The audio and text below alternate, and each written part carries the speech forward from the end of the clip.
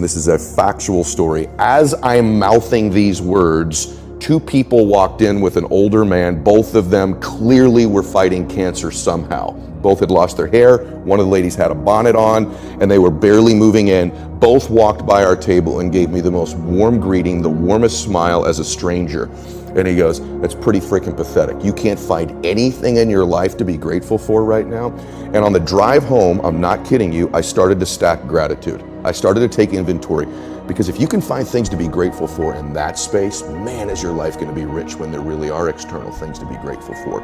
So my first mechanism out of that space was honestly to stack the things I was grateful for, and I started reinforcing it over and over and over again.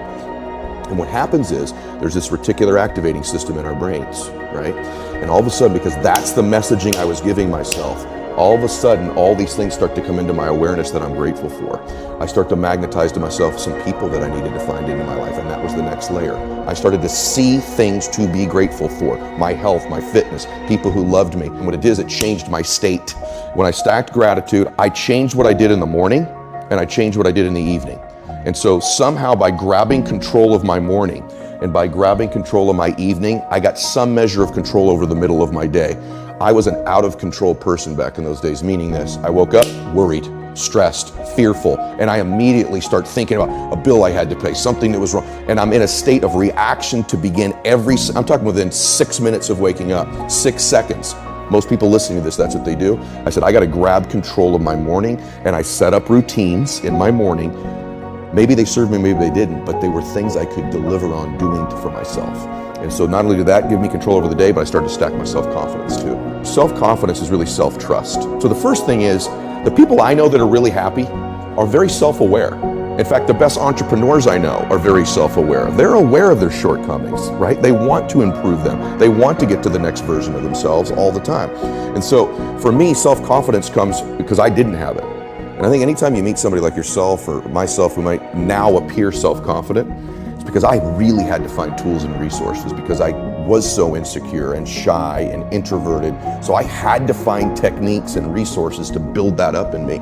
And for me, it's very simple. It's the promises that I keep to myself.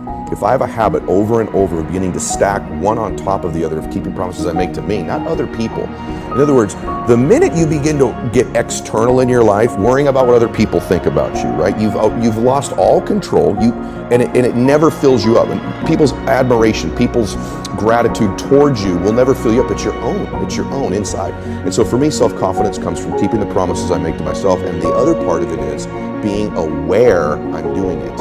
In other words, most people don't give themselves enough credit all the time. They're very aware of these 20% things and not aware of the 80, right? And that's why the dosage is so important too. You've nailed it. It should be 80-20, right? Because people get addicted to this. I'm not good at this. People don't like this about me. I don't feel good. Instead of focusing on the 80 and stacking it up. Wow, I did eat what I said I was going to today. I did get up when I said I was going to. I made the amount of phone calls. I treated people in such a way I promised myself. It's not just doing those things. It's rewarding it. It's being aware of it and stacking that up.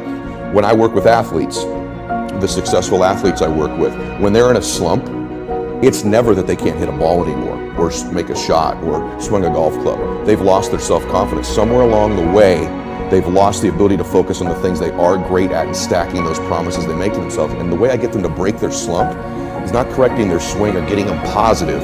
It's getting them to acknowledge the small promises, showing up to batting practice early, hitting that extra bucket of balls, beginning to reward themselves for the extra promises they keep to themselves, puts them back in a state of self-confidence. All of a sudden, they're hitting the ball great.